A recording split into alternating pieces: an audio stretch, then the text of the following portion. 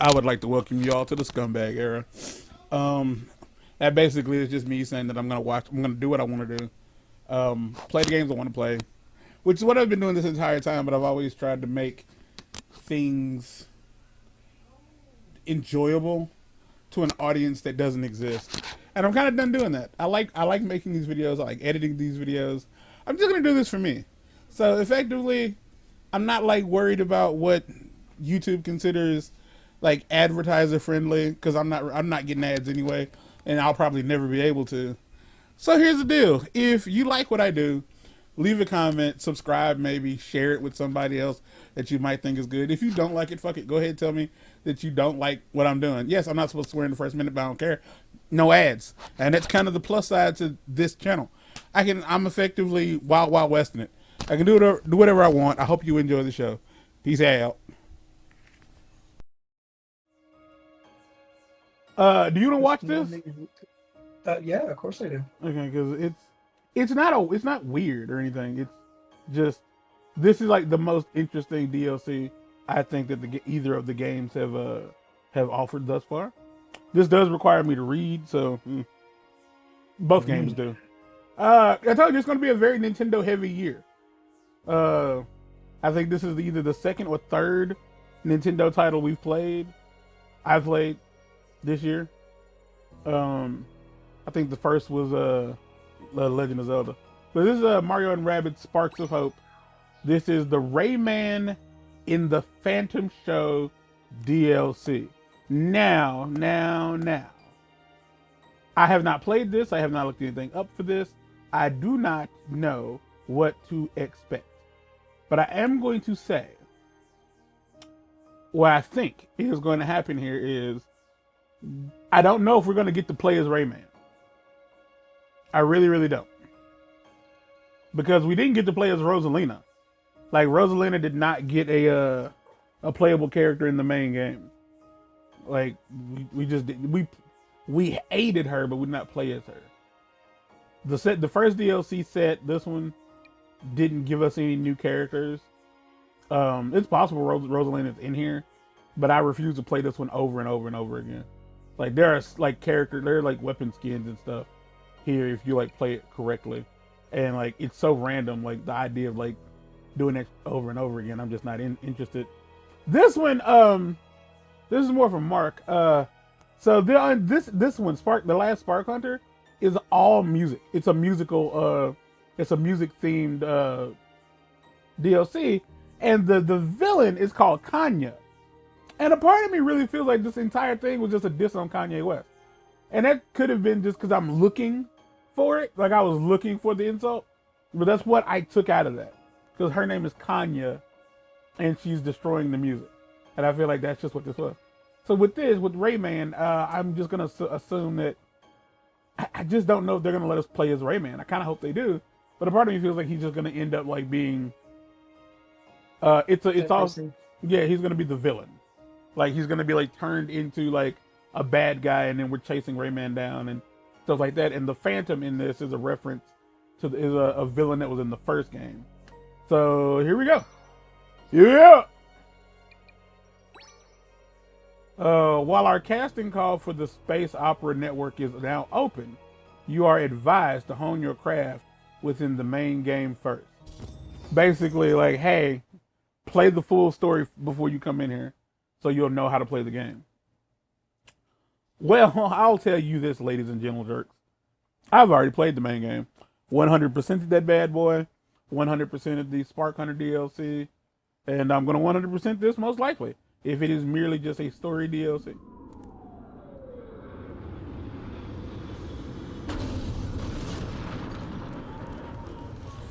Assuming the game didn't break and there is no game to be seen. Okay.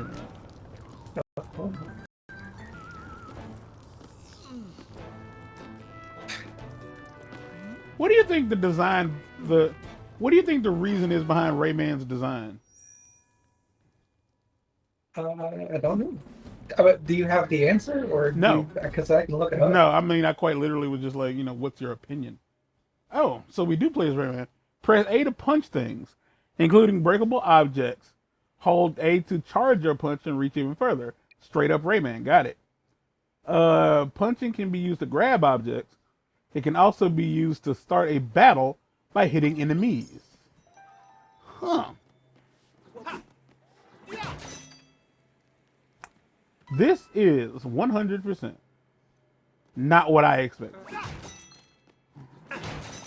Yeah, this looks weird for what this game is normally supposed to look like. I mean, for those who haven't played like the original game, the only thing different here is Beepo isn't here. There is no Beepo, and I'm the only one here. It's also the fact that Rayman is like the only person here is not. I'm sorry. The fact that Rayman's at level 1 is kind of disconcerting. Hold on, if I press this, oh, I can't open the menus. I can pause, but I can't open his character menu. All right, interesting. Okay, the reason that his hands and legs, or his hands and arms, his hands and Why feet he doesn't have do not legs? have limbs. Yeah, is it? Why he doesn't have limbs? Is it just It's because because when they were trying to animate it, Yeah, it was just when they easier. were trying to animate it, like they got it to work, but like for some reason they would randomly wig out the way that fucking Violet's hair does in The Incredibles. Like it did that, and they were like, "Okay, it's better just to have them not have those things. It's not important." Okay, so they were like, well, we would like this to work, but it doesn't. So therefore, Yeah, because he originally had them. Like there's footage of him having it. how bizarre.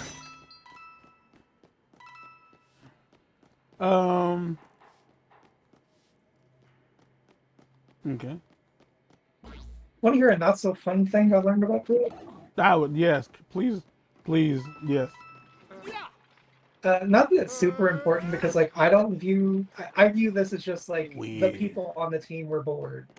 But the storyboard artists for the Rugrats like to draw weird shit. The same as any other artist on most storyboard teams because they have a lot of time on their hands. So one of the people in the storyboard team made this like jokey set of boards where Tommy is getting Drano out of the sink and mixing it with chocolate milk to feed Angelica because she was being a bitch to him. We're sick of her shit. Yeah. And one of the other members on the team ends up picking it up and pretending to throw it away and takes it home and finishes it and brings it in. And for some reason, people thought this was something we should just leave around, not really thinking, someone might see this someday. Mm-hmm. What they added to it was Stu beating his wife, and then force feeding the rest of the Drano shit to Tommy, and telling Angelica very strange things about how you'll be Daddy's good little girl. All right, hold on. I knew that invitation was fishy and that somehow a rabbit was behind it. Oh well, back to the fray. I don't know what Rayman sounds like. After I get into the right headspace, that is. Let's see. Should I just average? Yeah, that's how they handle the difficulty. It's very interesting. Good enough for now. I can always change my mind later. Yeah. All right. All right. Bow. Just I don't a know. very Sonic-y type character. Yeah, because I don't know what Rayman sounds like. So like I'm gonna open. I've never heard Rayman. Rayman speak. Yeah, I think it's always been like. Oh my God, this is a Rayman. This is a Rayman DLC. This is a Rayman DLC, and I'm pretty sure it's just Rayman. And I'm pretty sure it's still just gonna be turn-based. We can do it. No, he speaks.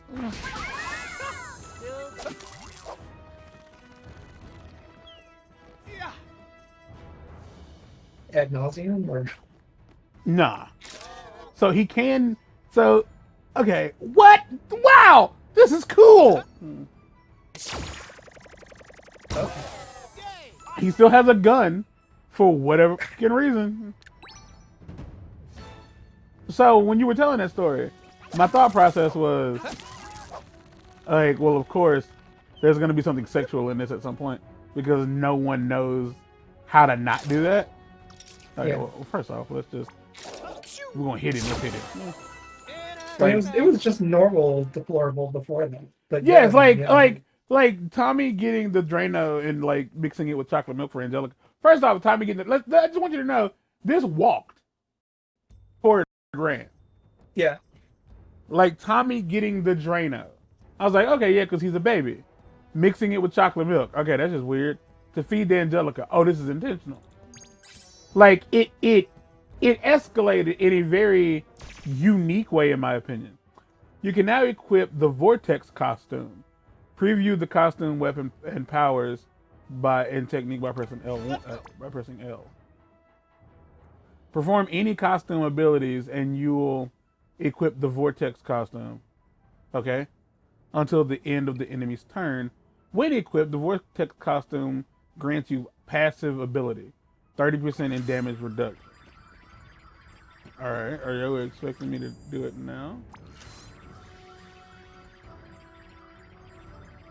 Okay. Is there a reason?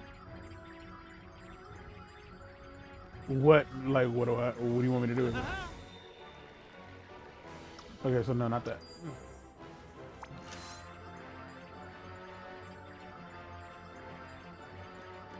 What do you want me to do with this? Well, I'm gonna.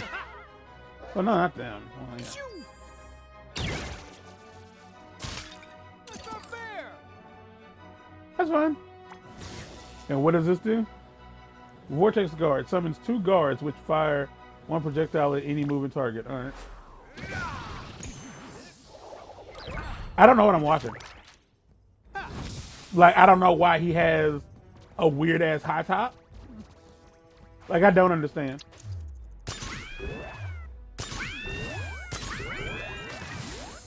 Well, see, had they not come down here, they wouldn't have had these problems.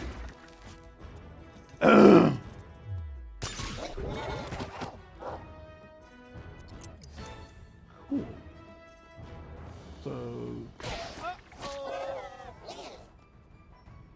So you can only do that once. So that has a cooldown like everything else. Okay. Sure. So this is... So it's the same thing, but slightly different? Yeah, it's the same thing, but a little bit different. Oof, I've been hurt.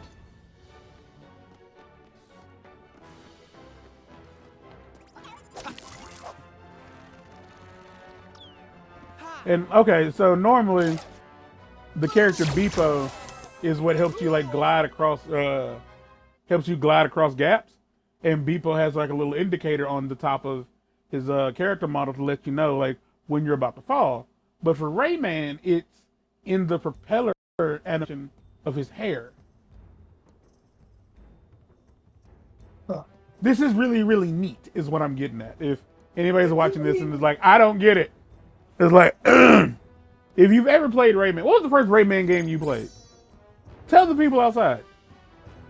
Like, leave the party and go tell the people outside. You can now wear the rocket costume. Perform any costume abilities and you'll equip it until the end of the enemy's turn. Flaming Stooges love to hit heroes with fire. Unfortunately, the rocket costume gives you the passive ability gives you passive immunity to all super effects. Now, a super effect, if you are at all curious, is like if you hit someone with fire, like you get set on fire and you run around the stage. If you get hit with ice, you freeze in place and you can't move. If you get hit with splash or gust, with splash you get bounced. With splash you get pushed back. With gust, you end up bouncing around the walls of the arena and so on and so forth. With a shock, you just like get electrocuted. Like it like goes on for a few seconds. Press L to use the remote-controlled rocket ride. Use it to reach upper or lower platforms and cause huge explosions. You can also use it to shorten full covers, bypass chasms, and strike enemies. So if I do that, Rocket ready. Whoosh. so that's what this does.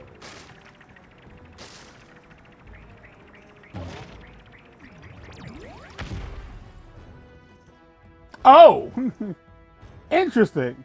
I do not land wherever it stops. Okay, that's interesting.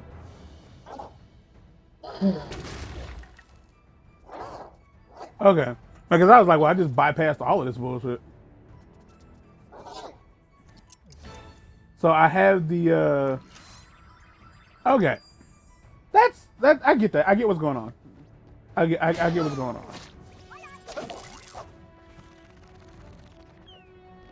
Yeah. Rayman has more reach than most of the main characters in the game. Like when it comes to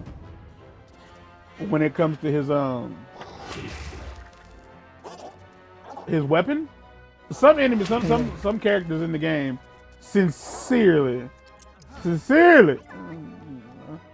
love this music thing severely. Sincerely, just have shit reach. You've seen it. We can move on.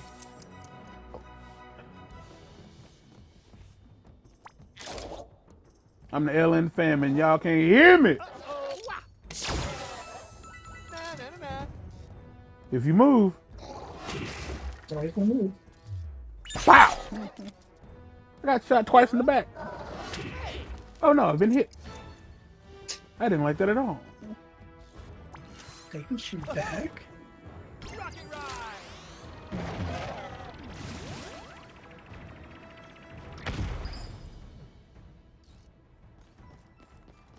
Okay. If I'm not mistaken, like it's over now. I can just. That hit.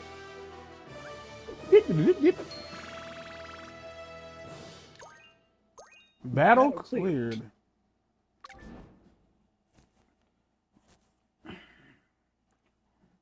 I'm probably not gonna add these into the video for like just to make life less difficult for myself.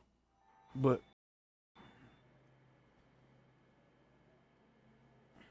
The second one is clearer. That's when I noticed it too. okay, it is quite a bit clearer. But I don't know if you heard about it, but like Nickelodeon had a bunch of its servers hacked and like a bunch of their stuff got leaked. That was one of the things that they leaked. I'm gonna be real with you, my dude. You need to learn how to not bury the lead, because that is probably where I would have started that conversation. I would have simply said like, yeah, so this all stems from a Nickelodeon server hack. I'd have been like, oh, way more interesting, as opposed to like somebody was like, ah, hey, we did this thing here it is, because that's what it came off as. Yeah, you don't bury the lead. You bury hatchets, but not leads. Again, I hope that the phone number I gave Alan for you, like, okay, so this, like, I don't know if you can, how clearly you can see this, but this is just straight up, like, this is a prop from a Rayman game. Like, if you've never played Rayman, if you are here and you've never played Rayman, that big purple goopy thing, that big berry, you would knock those down with your this, and then you'd ride them. I asked you earlier, like, what was the first Rayman game you played? Assuming you played a Rayman game. I'm pretty sure it was the one on the Vita. Oh, Legends? Like I think Legends was the first one I like actually played. Because I'm pretty sure I played the older Rayman games. I just didn't finish them, so I don't count that as playing them. The first Rayman game I played, the very, very first Rayman game I played, was Rayman on Game Boy Color. Just straight up called Rayman. It was a remake of Rayman 1 on PS1. And then I eventually got Rayman Advance, which was, as you might have guessed, a remake of Rayman on Game Boy Color. I still have them, I think. So the thing is, like, Rayman is terrified of the rabbit. That's where we got introduced to the Rabbids, is Rayman and the Raving Rabbids. Which is it? I don't think I played that game, but I do have. Also, in this universe, apparently, everybody has a gun. And if y'all are curious, yes, that is a smartphone inside of her gun. Technically speaking, Rabbid Mario doesn't have guns. He has these things called the Dukes. And there's these two. Beeper, did you talk to the Space Opera Network about security? I specifically said no meet and greet. You talk? Nick, we surprised That's what I you was gonna say. Yeah. Your reaction. Rest assured, these are not run-of-the-mill Rabbits. These are heroes. Rabbit heroes? Well, what are you doing? What are you doing here? Exclusive invitations. I think this is the VIP area. You might want to vamoose before you get into trouble. Yes, that's what he sounds like, if you're curious. I was also invited. My name's... He has no idea what these are. He can't. Egad. He literally said egad. Mr. Egads. Egads. What is that? Short for eggplant? Well, Mr. Eggplant, I suggest we get acquainted later. There's no D in eggplant. There's not even an S in eggplant. I don't know if you can read that, but he's like, it's egads short for eggplant. The writing in this game is actually better than it should be. Actually, I take that back. It's as good as it should be. It should be good. It shouldn't be subpar. It should be very, very A playable. lot of things should be things, but that doesn't mean they are. And yeah, if you've never played a Rayman game, they're all hard. Like, I've never played any of the ones on 64. I haven't played Rayman Legends. I've heard, for people who like Rayman, the remakes or the more like the HD are a lot more fun, or like really, really fun. But personally, again, so now it's a Rabbids game. Now it's Mario and Rabbids. It's time to team up. Mr. Eggplant, you'll be coordinating efforts with Rabbit. So that's his name now. Mario. Either of them will tell you my Tacticam is invaluable, providing keen insight as to the battlefield and our foes. As far as sparks, why not see what our two most recent additions can do? Selfie, Cryoquake, strap on your skates. Okay, now the selfie and Cryoquake spark were things that we unlocked in the last DLC. Now my question is, okay, this is ass. This is ass ahoy. Okay, so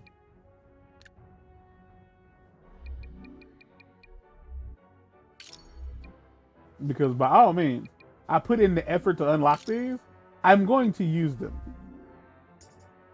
So we can only use these two. We have all the sparks that are available to us, all of them.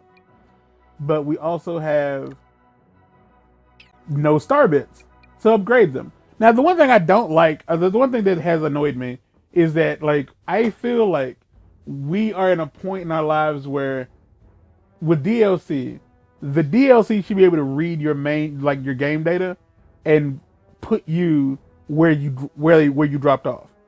If that does, to clarify for those who are dumb, I beat the main game, and then I beat the other DLC. In the main game, all of my sparks are leveled all the way up, and in the DLC, my character's leveled up even further.